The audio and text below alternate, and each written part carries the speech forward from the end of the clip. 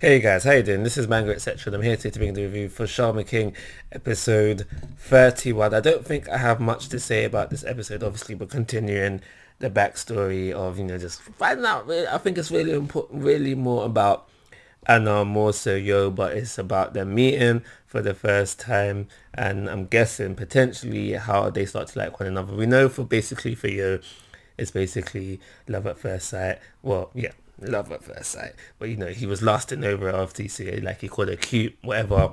And I think by the end of this arc, when Yo finally goes back home, there'll be more like on the same kind of page kind of thing, like mutual feelings for one another, if you will. So within this episode, the one thing that I really did notice about this episode, and I'm not gonna lie, it kind of bugs me a little bit. It's not a major thing, but it just bugs me a little bit. But because I've been thinking about it for a while now, you gotta realize like he's not a normal 10-year-old boy. He's living in a world where shamans is a thing, spirits, demons, all that kind of like. I'm not saying these are not things in real life, but it's different in the Shaman King world, obviously. So like, he's living a different life basically is what I'm getting to here. So when we see just how perspective, is that the word I'm looking for? He's just basically aware of a lot of things that are going on. Perspective. That's the thing. I think that's the word I'm looking for. When you see that, when you see that, it just makes you really think, okay, is he a bit too smart for his age? And that's basically how I spent the entirety of the episode thinking, is Yo too smart for his age? Is he a little bit too aware of what's going on? And even when I brushed that aside and just just accepted it as, okay, he's living a different life, he's not living a normal life of someone in real life scenarios. So I thought, okay, maybe it can be that aware, that perspective. But then I started to think, even for Yo, he's a bit too aware. So that's basically how I spent the entirety of the episode thinking what I spent the entirety of the episode thinking. But it's not a bad thing. It's not a bad thing at all. But it's just a different side to Yo that I wasn't really expecting to see her, but now it's here. I'm not saying it's a bad thing. I'm not saying that he shouldn't be this way. It's just something that came aware to me. So as the episode goes on, we learn that Anna, I'm gonna say had, because I don't think she has these powers anymore, and if she does, I'll start to question why she hasn't been shown to use it up until this present moment in time. But we are told she basically has mind reading powers. I do believe it was called Reshi, and that's funny because that's the name of a character in the book I'm reading. Anyway, I do believe it was called Reshi, and we find out that how Ziki, apologies, Ziki had these powers as well. And so what I think is going to go on now is that it's these powers that's keeping Anna from living a quote-unquote normal life, and these powers are going to be taken away from her at some point, and then she can live a normal life. And that's when she becomes the Anna we know and love to hate to this day, because right now Anna is pretty cold, but it's understandably why she's so cold. And we find out as this episode goes on today is that when she was cold to Yo, I think it was last episode, it's not out of coldness. It's not out of coldness. It's more so she doesn't want Yo to get close to her, because she feels like everybody that gets close to her, she will potentially hurt somewhere long down the line. So other than that, we get a little bit more character depth for Meta. And now, personally, so far, I'm really liking his character. And I don't really understand why. I think I just like his demeanor and how he goes about his daily life. But we do get some more character depth for him within this character. And now, I was wrong unless I read the subtitles wrong and my understanding of the subtitles wrong, I was wrong to think that Mata was Zeki's guardian ghost, but they did have a connection.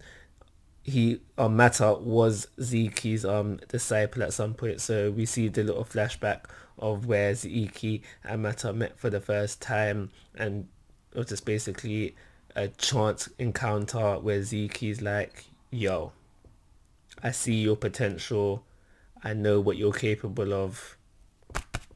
Come at me, bro. Just come to me.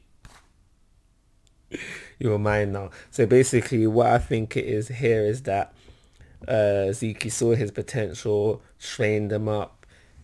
He became as strong as he does, and which finally led to the dilemma for Zeke anyway, where Mata betrayed him alongside another shaman, Yoken, and they defeated Zeke, Prime Zeke. I think this is Prime Zeke. And now, when I saw that bit in the flashback, for a split second, I thought to myself, how strong were these two dudes to be able to beat Zeke? But I feel like that this Zeke that was defeated then is not as strong as the Zeke that we have now currently. At least that is my thinking. And yeah, he grew stronger through reincarnation, and this Zeke that we have currently will go even further stronger when he absorbs you. At least that is my thinking for now. So not to downplay Mata and Yoken, or was it Yokun? Anyway, not to downplay them, but I just feel that Zeke is stronger than he is now. Not to say that them two weren't strong, but I also do feel like Yoken's probably dead now, but I feel like Mata as well probably got stronger over his hundreds of years of living as well.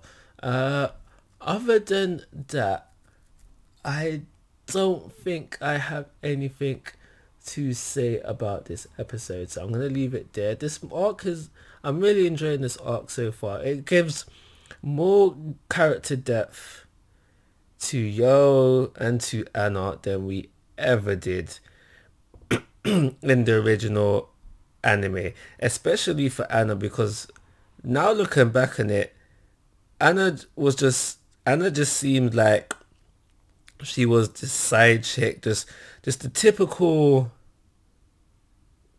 like the typical, even if they don't ever officially go out, and I'm talking about in shonens in general, just the typical girlfriend of the main character kind of vibe. That's what Anna gave off in the original anime.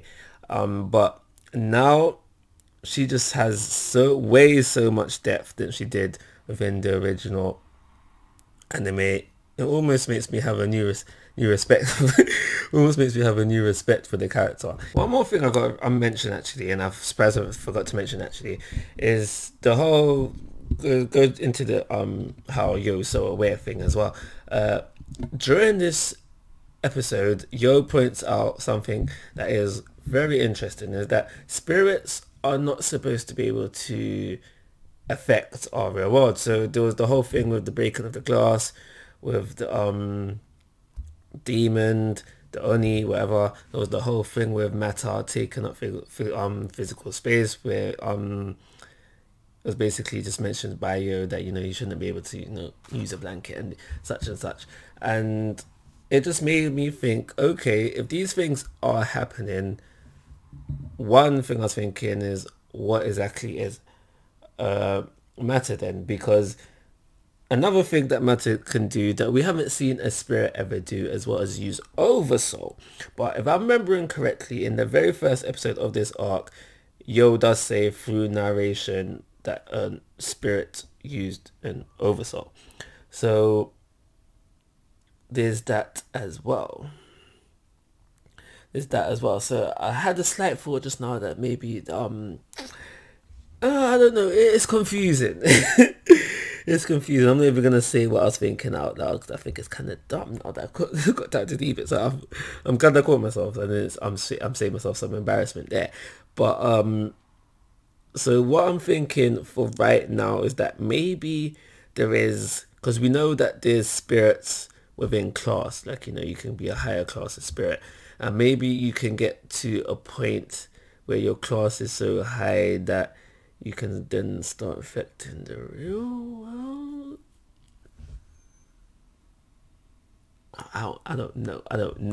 And I know that those of you who read the manga do know, but it's something that I'm thinking about. Maybe it's a technique, like, you know, one of the teachings of the book, that makes them be able to do that. I think I'm more lenient towards that for right now.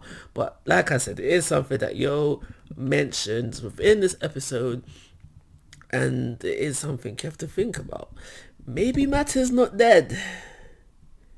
Maybe he just has 9 lives, and, you know, no one ain't no one ain't taken on yet. That would explain it for him, but not for the why the Oni could start infecting the real world as well. But like I said, it is something that Yo mentions within this episode. Something that I and people who've only watched the original anime do need to start thinking about. So if you're like me and you're in it, you're riding this out with me, let me know in the comment section. Similarly, if you're a manga reader and this is something that is explained, let me something explained down the line. Let me know if it's something that I should be able to figure out. Also, let me know if it's not something that's explained. Don't put me out my misery yet. Let me suffer a little bit, you know, make me wait until the last episode kind of thing. But yeah, that's not everything I've got to say. And yeah, I think I'm going to leave it there. So like always, guys, rating 4 stars. Like always, guys, I'm asking for your thoughts and opinions. If you haven't already, please subscribe to my YouTube channel. But most importantly, take care. Have a nice day.